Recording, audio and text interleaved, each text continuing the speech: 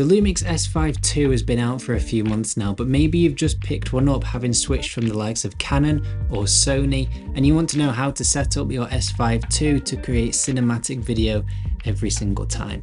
In this video, I'm going to show you how I've got mine set up, so hopefully it will give you an idea and help you out a little bit. The very first thing we're going to do is make sure that the dial on the top is switched into movie mode, and then we're going to go into the main menu, and on the very first page of the menu we're going to set our exposure mode to manual, so you can either choose between fully auto, aperture priority, shutter priority, or fully manual. We're going to choose fully manual so that you're in full control over everything that the camera is doing. Photo style, you've got a few choices. I typically shoot everything in Vlog, as that gives you the most dynamic range and the most space to be able to push and pull the colors around to create the style of image that you want. However, you can choose between all of these different ones. Another one, if you don't want to do as much color grading, are the Cine-like D2 and V2. They're really nice to use, and if you want to, you can go in and fully customize all of these, such as the contrast and the highlights. Typically I shoot everything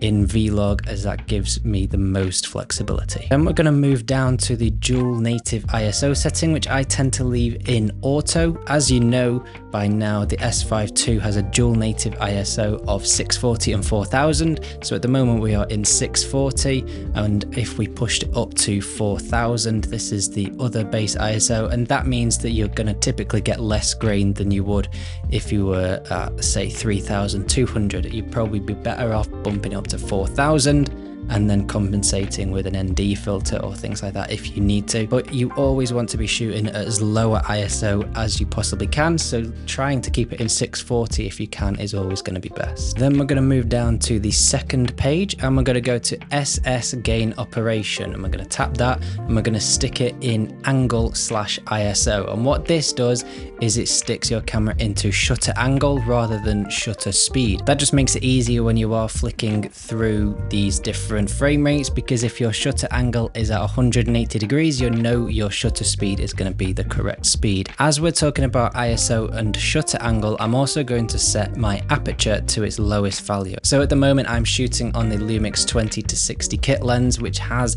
an aperture of 3.5 to 5.6 at its widest, so it is variable. If I was to zoom in, you can see that changing there. I'm going to set it to its lowest value, so whenever I come to shoot, I know that I can adjust my aperture if I need to, just by using this front dial. I'm going to go back into the menu, and we're going to go down to image format, and we're going to set the format to record in MOV, and this is going to give you the highest quality video that you can get from the S5ii. And then we're going to set the image area to record the full frame of the sensor. If you wanted to, you could stick it in crop mode for a little bit of extra reach, but we're just going to leave it on full to take full advantage of that full frame sensor. Once we go into image or record quality, we're going to get loads of different codecs that we can choose from. So you can record all the way from full HD in 25 frames a second, all the way through to 6K 25 frames a second in 420 10-bit color in OpenGate, which I'm not going to go into now, that is for another video. Most of the time I am going to be shooting in 4K 25 frames a second, 422 10-bit color at 150 megabits a second, so I'm going to select that. Then we're going to quickly go down into focus and select our autofocus settings. So we're going to turn the autofocus on, put the detecting subject as human, and you can also change the autofocus settings with this button just next to the viewfinder on the right. If we press that, you can see all of your autofocus settings. It's a bit easier to visualize it this way as well. But we're going to select full area human detection, and this will give you the most accurate and quickest autofocus settings to take advantage of the phase detect autofocus that the S5ii has, and this will automatically flick between face and eye autofocus as well once a human gets closer into the scene. And then as we move down into the audio levels, we're going to set our audio levels to reach around about -12. So at the moment I don't have a microphone plugged in, but as you can see now I'm talking, we have it set to -5, and the audio level is reaching to just under -12.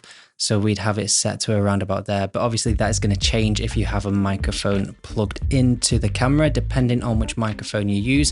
So that is something that you might need to tweak every single time that you go to use the camera. And then we're going to go into the cog menu, or the blue menu, and scroll across to our monitor and display settings. So we have a level gauge, which I have also custom buttoned into this back button here, so I can turn that on and off there, and that just gives me this almost spirit level like thing. So if I wanted to make sure all of my lines and horizon levels are nice and straight, I can very easily do that. I also have my luminance spot meter on, and what that is this tiny little white square that you can move around the frame here. So at any point I can use this to monitor the exposure of a certain part of the frame. If we were to just use the typical light meter here, where it says everything is level exposure, it is within the whole frame, but that is not as accurate as if I was to use this luminance spot meter, where I can expose specifically for whatever it is I want to in the frame. Back into the menu, we're going to scroll through to the second monitor and display menu and turn on the Vlog View Assist. And what this does